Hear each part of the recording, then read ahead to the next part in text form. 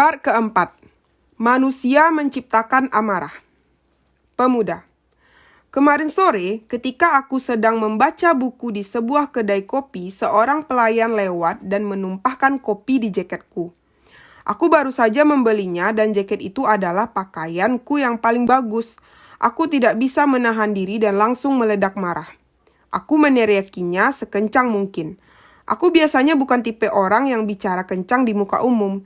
Tapi kemarin kedai itu berdengung oleh teriakanku karena aku murka dan lupa apa yang sedang kulakukan. Jadi bagaimana dengan itu? Adakah ruang bagi terciptanya tujuan di sini? Dilihat dari sisi manapun, bukankah perilaku ini memiliki pencetus? Filsuf.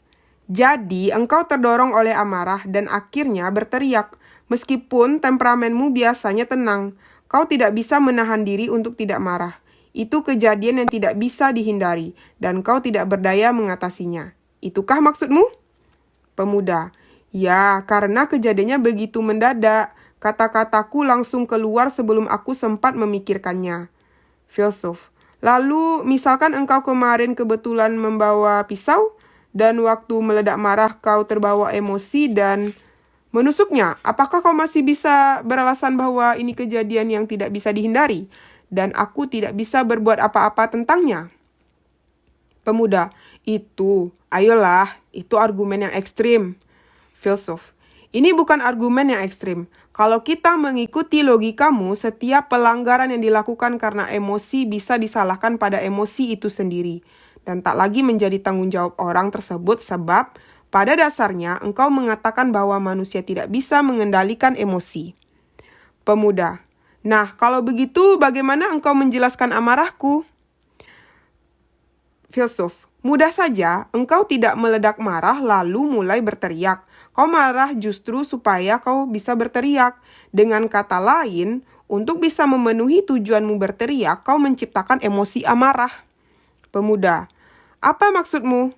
Filsuf, tujuan berteriak muncul lebih dulu dari yang lain. Artinya, dengan berteriak kau ingin membuat pelayan itu tunduk dan mendengarkan apa yang harus kau katakan. Sebagai alat untuk melakukannya, kau menciptakan emosi amarah. Pemuda, aku menciptakannya. Kau pasti bercanda. Filsuf, lalu kenapa kau menaikkan volume suara? Pemuda, seperti yang kubilang tadi, aku meledak marah. Aku merasa sangat frustasi. Filsuf, tidak.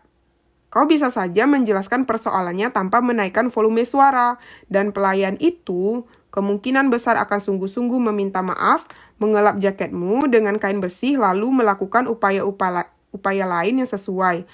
Malah dia mungkin akan mengirimkan jaketmu ke jasa cuci profesional, dan di benakmu engkau telah mengantisipasi bahwa dia mungkin melakukan hal-hal ini. Meskipun demikian, kau tetap berteriak. Prosedur menjelaskan berbagai hal dalam kata-kata yang normal rasanya terlalu menyusahkan, dan engkau mencoba menghindarinya dan membuat orang yang tidak melawan ini tunduk padamu. Alat yang kau pakai di sini adalah emosi amarah.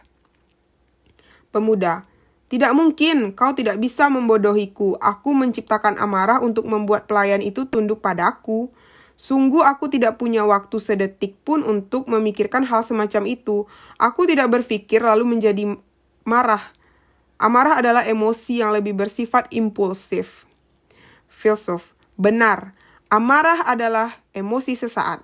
Sekarang dengarkan aku punya cerita. Suatu hari, seorang ibu dan anak perempuannya sedang bertengkar dengan suara nyaring. Lalu tiba-tiba teleponnya berbunyi. Halo? Sang ibu bergegas mengangkat ganggang telepon. Suaranya masih kental dengan amarah. Sang penelpon adalah wali kelas putrinya. Segera setelah sang ibu menyadari siapa yang sedang menelpon, nada suaranya berubah dan dia menjadi sangat sopan. Lalu selama kurang lebih 5 menit berikutnya, dia melanjutkan percakapannya dengan nada suara terbaiknya. Begitu menutup telepon, ekspresinya berubah dan dia langsung berteriak lagi pada putrinya. Pemuda, itu bukan cerita yang jarang kutemui.